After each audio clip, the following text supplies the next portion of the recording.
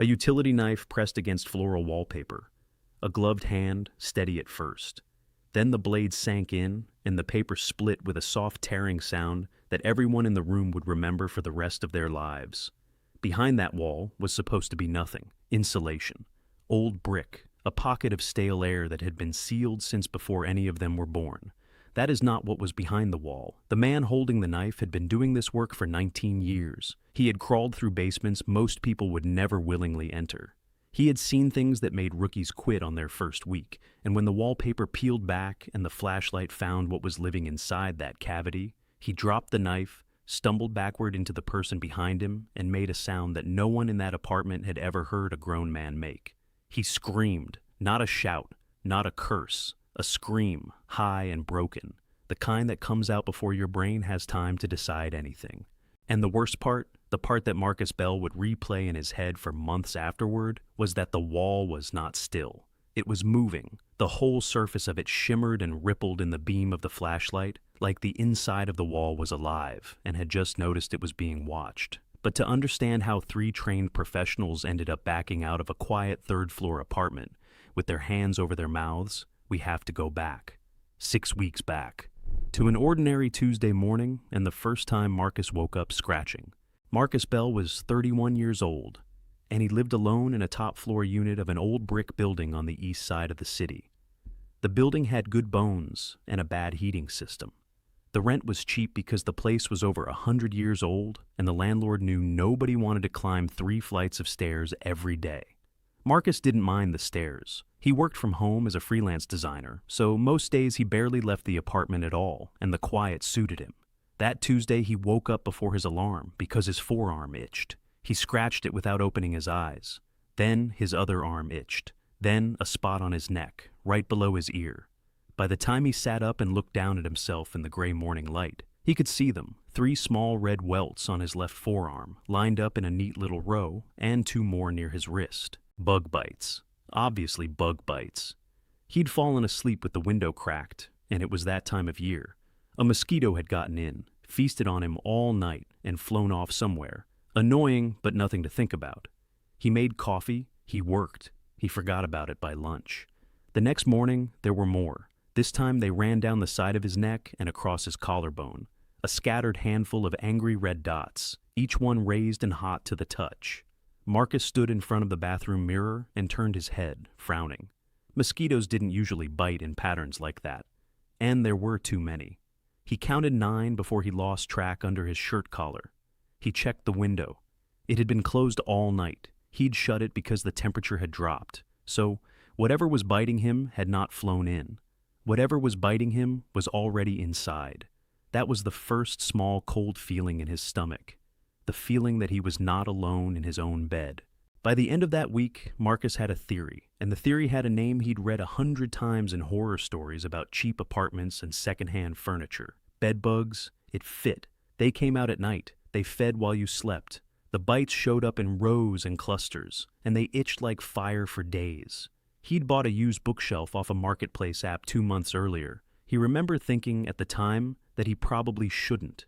He'd read somewhere they could travel in furniture, so he had an answer, and having an answer felt like control. He knew what this was now, and if he knew what it was, he could kill it. He was wrong about almost everything, but it would take him weeks and 3 separate experts to find out how wrong. Marcus did what anyone would do. He declared war. He started with the bedding. He stripped the entire bed down to the bare mattress and ran everything through the hottest wash the machine would allow, then the dryer on high, because the heat was supposed to kill them. He bought a mattress encasement, one of those zip-up plastic-lined covers that traps anything living inside so it starves. He sealed the mattress and the box, spring both. He bought spray. Then a different spray when the first one didn't work. He got down on his hands and knees with a flashlight and went over every seam of the mattress, every joint of the bed frame, every crack in the baseboard. He knew what he was looking for. He'd studied the pictures online until he could have drawn a bedbug from memory. Little flat brown ovals about the size of an apple seed, tiny pale eggs, dark smears where they'd been crushed, shed skins, translucent and hollow.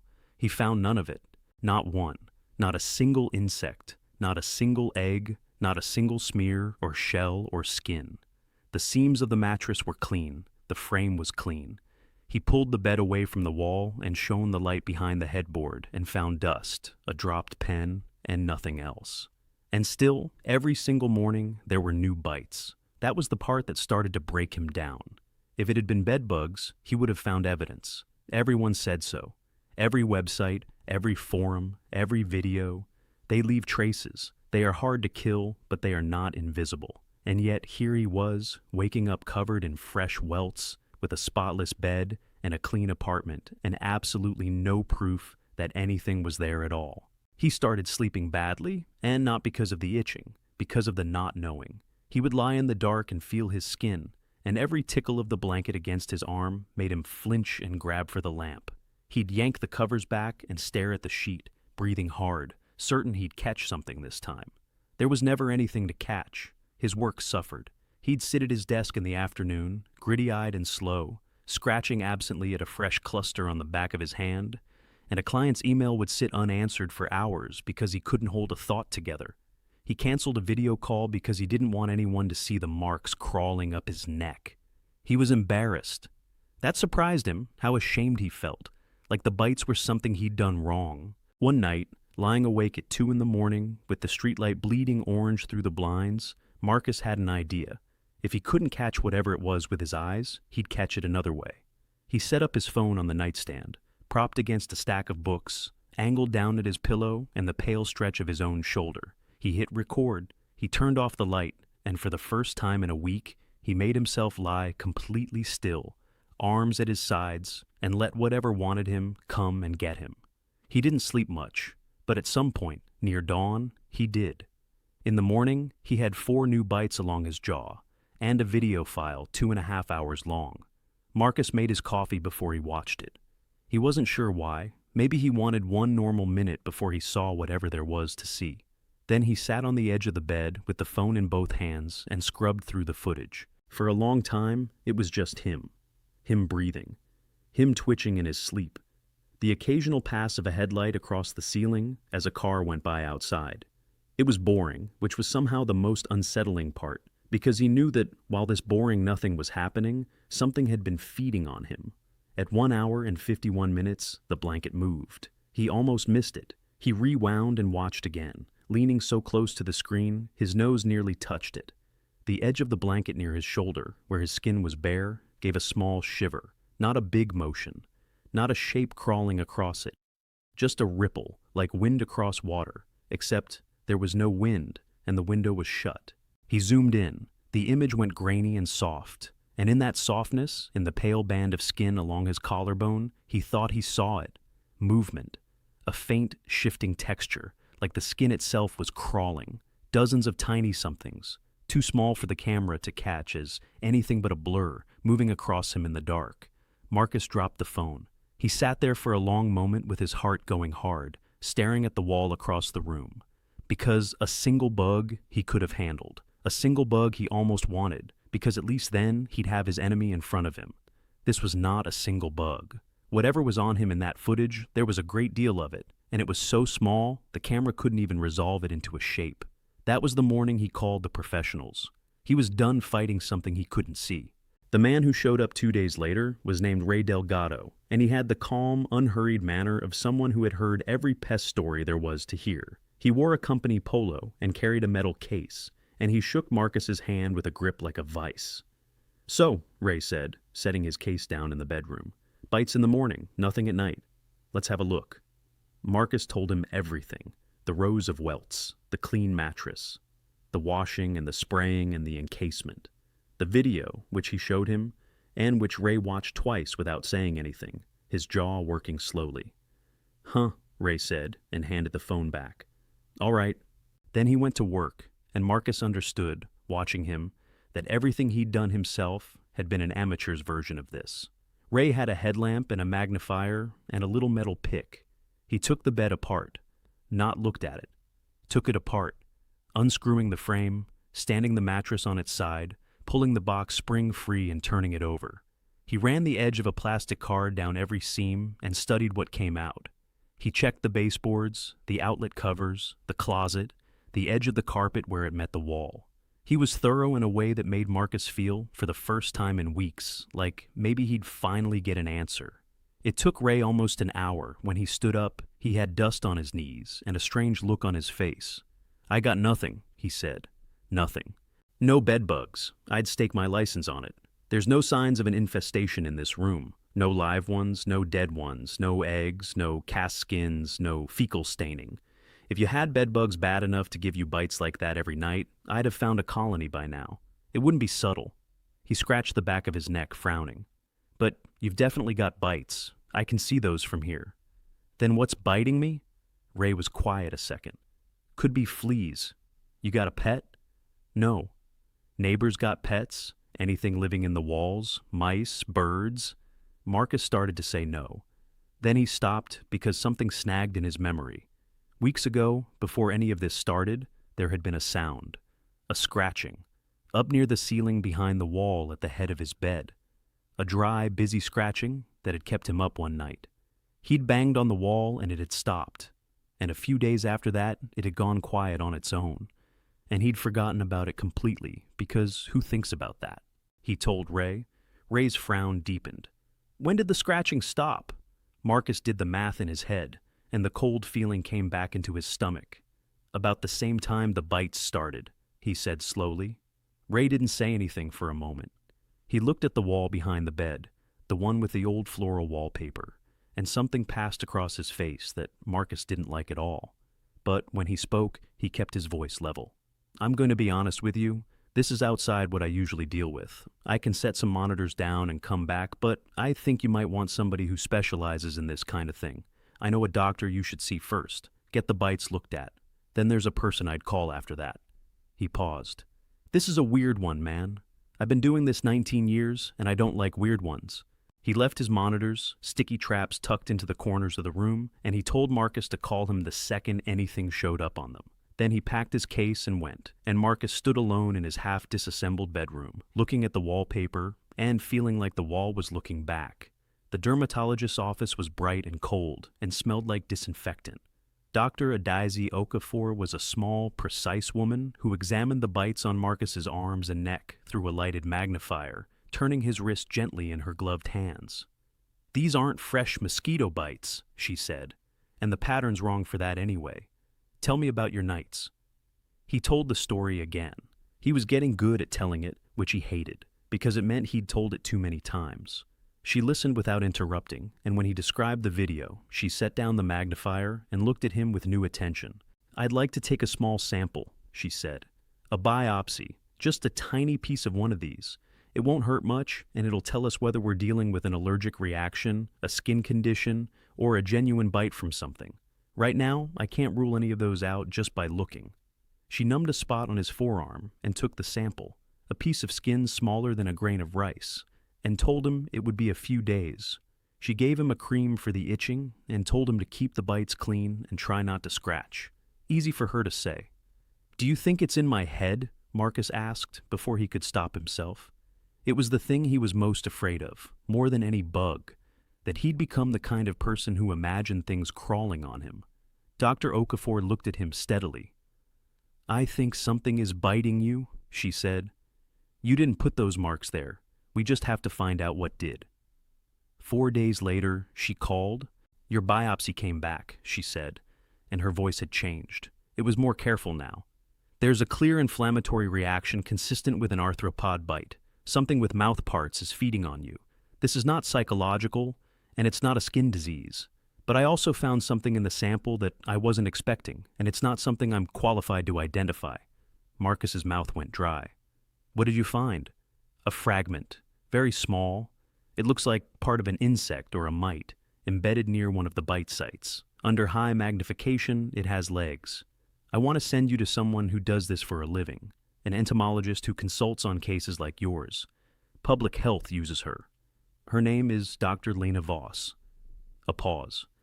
"Marcus, I've been practicing 18 years. I've never sent a patient to an entomologist before. I want you to understand that this is unusual." Dr. Lena Voss was tall and unhurried, with steel-gray hair pulled back and reading glasses pushed up on her forehead. She met Marcus at a small university lab, and the first thing she did was not examine him. She talked to him. For nearly an hour, she asked about the building, its age, its history. She asked how old the walls were and whether he'd ever had rodents. She asked about the scratching sound and when it started and exactly when it stopped. And she wrote all of it down in a small notebook in tiny, careful handwriting. Then she asked the question that would turn out to matter most. "You told the exterminator the bites only happen at your apartment," she said. "Is that true? What about when you sleep somewhere else?" Marcus thought about it. He'd stayed at his sister's place 2 nights the previous week, when he couldn't stand his own bedroom anymore. He hadn't gotten a single new bite either night. He'd assumed he was just too tense to notice. Now, saying it out loud, he watched Dr. Voss's expression change, and he understood he'd handed her something important. "So, it's the apartment," she said quietly, almost to herself. "It's not on you, it's in the room, and it comes to you." She closed the notebook. "I'd like to visit." She came the next afternoon with a hard case of equipment and a slow, deliberate way of moving through the space. She didn't rush at the bed the way Ray had. She worked outward from it. She ran strips of clear tape along the mattress seams and the frame and the baseboards, then peeled them up and sealed them flat between slides. She took swabs of the dust from the corners. She got down low with a headlamp and studied the carpet edge where it met the wall behind the headboard, and she stayed there, crouched and still, for a long time. Marcus watched her back go rigid. "Dr. Voss?" She didn't answer right away. When she straightened up, she was holding a slide with a smear of pale dust on it, and her face was doing the same thing Ray's had done, the thing where a professional is trying very hard to look calm.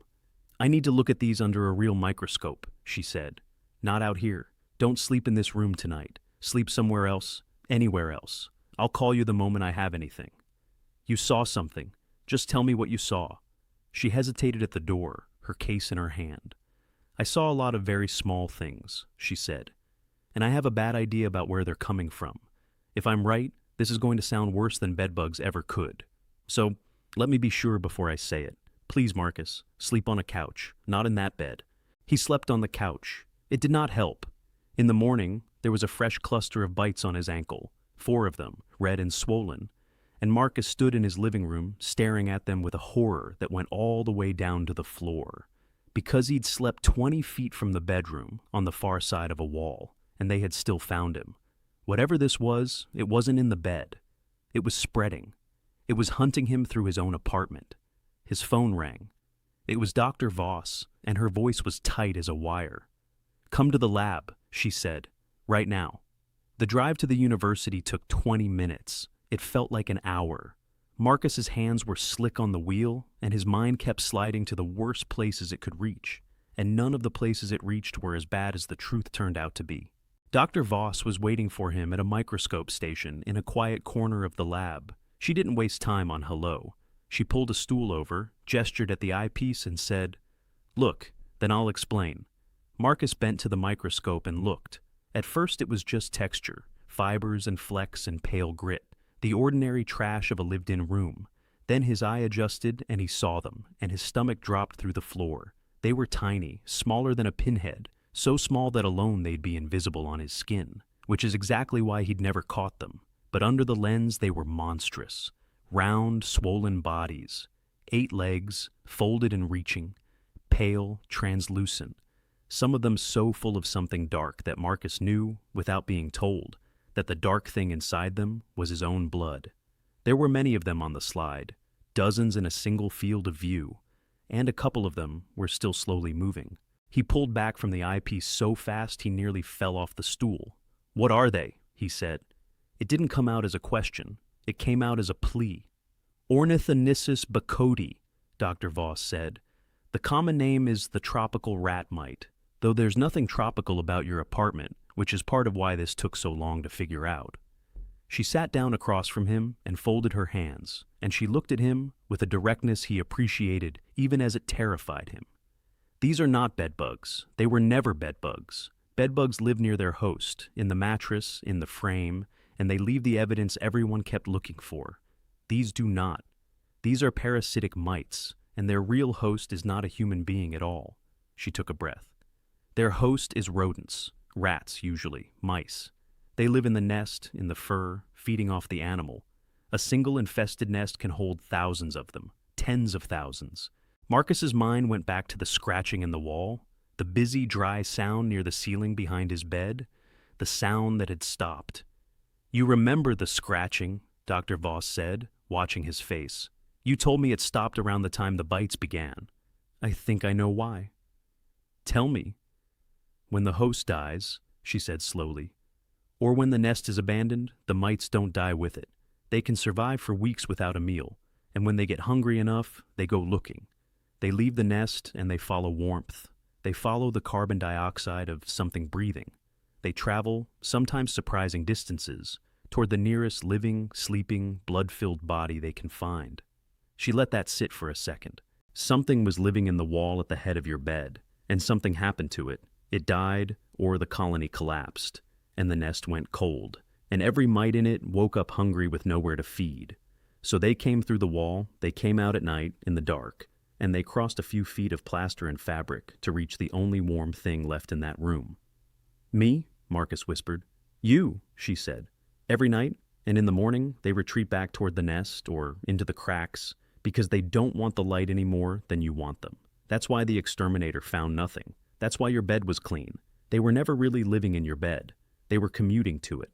Marcus felt sick in a way that had nothing to do with his stomach. He thought about 6 weeks of nights, 6 weeks of a horde of blood-swollen mites pouring out of the wall in the dark and crawling across his sleeping skin, and then draining back into the plaster before dawn, like a tide going out. How many, he made himself ask. How many are in there? Dr. Voss did not sugarcoat it. That was the thing about her, and Marcus would be grateful for it later, even though in the moment it was almost unbearable. "If there's a rat nest in that wall and the colony's been building for weeks," she said, "the number is not in the hundreds. Do you understand what I'm telling you?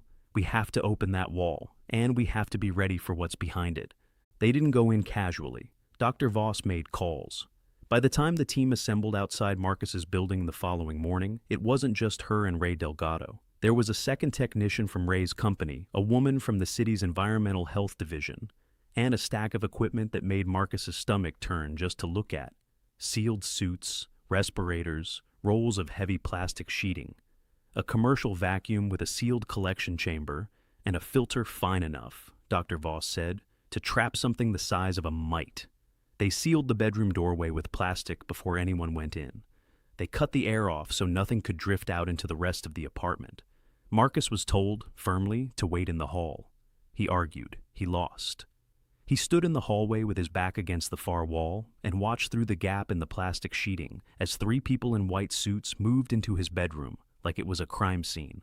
Ray was the one with the knife. Of course he was. 19 years, and he'd said he didn't like weird ones. He knelt at the head of the bed in front of the old floral wallpaper, and Dr. Voss aimed a work light at the spot, and the second technician stood ready with the vacuum. The health department woman had a camera going. "Right here," Dr. Voss said, pointing at a seam near the baseboard where the paper had darkened faintly, a stain Marcus had never once noticed. "This is where the tape samples were heaviest. This is the door they've been using." Ray set the blade against the wallpaper. "On 3, he said, and nobody counted, and he just did it. The paper split. Behind it was the old lath and plaster, and set into the plaster was a gap, a fist-sized hole gnawed through years ago by whatever had first moved in, opening into the dark cavity between the walls. Ray widened the cut, peeled the paper and a chunk of soft plaster away, and shone his flashlight straight into the hole. For 1 full second, nobody moved. Then Ray dropped the knife and screamed and lurched backward into the technician behind him, and the technician saw what the light was showing and started screaming too, because the inside of the wall was not empty, and it was not still. The cavity was packed with the ruined remains of an enormous rodent nest, matted fur and shredded paper and dark, dried things Marcus's brain refused to look at directly. And at the center of it, half collapsed into the debris, was the source of it all. The bodies. More than one. The rats that had lived and bred and finally died in that wall and had been decaying in there for weeks, feeding a colony that had long since outgrown them. And every surface of that nest was moving. The mites were not a scattering. They were a mass, a living carpet so densely packed that the whole interior of the wall seemed to shimmer and crawl in the flashlight beam, a shifting silver-gray tide that flinched away from the sudden light and surged and rippled and poured. Millions of them, maybe. A single seething organism made of countless tiny hungry bodies. And it had been living 6 inches from Marcus Bell's head for a month and a half, sending its scouts out into the dark every single night to feed on him while he slept. The health department woman got out into the hallway and was sick. Ray was against the far wall of the bedroom, with his gloved hand pressed over his respirator, breathing in ragged heaves. Even Dr. Voss, who had known, who had told them exactly what to expect, stood frozen with the light shaking in her hand. "Seal it," she said, and her voice cracked on the first word. "Seal it now. Vacuum first, then heat. And nobody touches anything until the suits are checked. Move." Marcus, out in the hall, slid down the wall until he was sitting on the floor and put his head between his knees and did not look at the bedroom again. What came next took 3 days. They vacuumed the cavity first, the sealed commercial unit pulling the living mass out of the wall in a process that Marcus refused to watch and that Ray, afterward, refused to describe. They opened the wall wider and removed the nest itself, the bodies and the debris, everything double-bagged and sealed and hauled out through the plastic-lined hall by people in full protective gear. Then came the heat. Mites die at high temperatures, and so the team brought in industrial heaters and cooked the entire bedroom, driving the temperature up past anything living could survive and holding it there for hours, so that anything in the cracks, anything in the carpet, anything that had scattered when the wall came open would cook where it hid. They pulled up sections of the carpet. They removed the baseboards. They opened the adjacent walls to be sure the colony hadn't spread through the cavity, and to everyone's relief, it hadn't. The nest had been contained to that one dark pocket at the head of Marcus's bed, which was somehow both a mercy and the most horrifying detail of all. The mattress went, the box spring went, the bed frame went, the wallpaper, all of it in that room, came off in strips and went into sealed bags. By the end, the bedroom was a stripped shell of bare studs and scorched plaster, and Dr. Voss walked it one final time with a fresh set of tape samples and took them back to the lab and called Marcus that evening to tell him the words he'd stopped believing he would ever hear. "It's clean," she said. "Every sample. I've checked them twice. There is nothing living in that room anymore." Marcus sat down on his kitchen floor and cried, and he didn't fully understand why until later. It was relief, yes, but it was also just the end of it.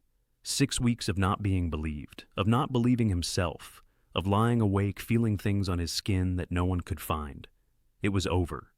There had been something real all along. He hadn't imagined a single bite. The building's landlord, faced with a health department report, had the whole structure inspected for rodents and sealed off a dozen entry points he'd been ignoring for years.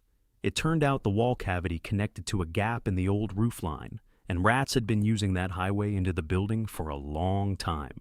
Marcus's apartment had just been unlucky enough to have a nest die inside its wall. Dr. Voss told him in their last meeting that his case was not as rare as it felt. Tropical rat mites bite people more often than most people realize. The trouble is that the bites look almost exactly like bedbug bites, and the mites are far too small to see, so people spend weeks or months fighting an infestation that was never in their bed to begin with. The real problem is always somewhere else, in the wall, in the attic, in a nest nobody knew was there, gone cold, its tenants pouring out in search of the next warm body. The bites were never the mystery, she told him. The mystery was always where they were coming from. Once you know to look for the host instead of the bug, it makes sense, but almost nobody knows to look for the host. She gave him a small, tired smile. You do now, for whatever that's worth. Marcus moved out. He knew logically that the apartment was safe, that it was probably the most thoroughly cleaned room in the entire city. It didn't matter. He couldn't sleep in that building again, couldn't walk past that stripped bedroom without hearing the sound Ray made when the wall came open. He found a new place across town, on a ground floor this time, in a newer building with no history he had to wonder about. He checked the walls before he signed the lease. He would check the walls of every place he lived for the rest of his life. The itching stopped within a week, the marks faded over a month, but the habit stayed. Even now, on an ordinary night in a clean and quiet apartment, Marcus will sometimes wake at 3 in the morning with a phantom crawling on his skin, and lie there in the dark with his heart pounding, running his fingers over his own arm, certain for one long, terrible second that they've found him again. They haven't. They won't. But the body remembers what the mind wants to forget. And some nights that's the price of having lived through it. He thinks about the video sometimes, the one he almost deleted before he ever watched it, that grainy blur along his collarbone. He'd been looking for one bug. He'd been so sure it was one small ordinary problem with one small ordinary solution. And the whole time, 6 inches from where he slept, behind a wall he never thought to open, there had been more of them than he could have counted in a lifetime. That's the thing about the walls of the places we live. We assume they're empty. We assume the space we can't see is nothing. Marcus assumed that too, right up until the moment a man with 19 years of experience opened his bedroom wall and screamed. So, here's the question I want to leave you with. What's on the other side of the wall you're sleeping against tonight? When was the last time anyone actually looked? If this story got under your skin, and I'm guessing it did, do me a favor and hit that like button, because it genuinely helps more people find these stories. Tell me in the comments what you would have done if you were Marcus, lying awake night after night, covered in bites that no one could explain. And if you want more true and unbelievable stories like this one, subscribe and turn on the bell, so the next time we go somewhere dark and strange, you'll be right there with us. Sleep well tonight, and maybe, just maybe, check the wall.